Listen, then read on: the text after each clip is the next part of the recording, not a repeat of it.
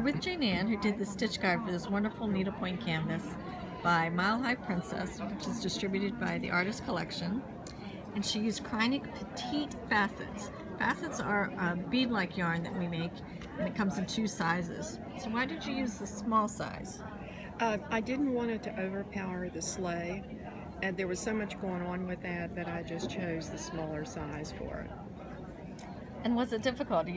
How did you do it? It was so easy to use, and I actually taught it in a class this morning, and everyone in the class thought it was easy, and they were surprised.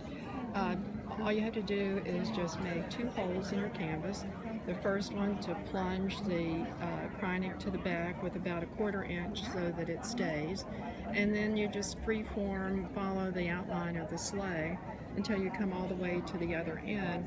Make another hole and then plunge the Kreinik in there, and then couch it with the number 4 braid in 001. 001, a matching color. It's perfect. It's great. It looks like you strung beads, or it just adds such an interesting texture without mess of Right, beads. exactly. And it's really easily done. So look for Petite Facets. They come in, gosh, I can't remember, maybe about 6 or 7 colors. And just try them on your next needlepoint canvas.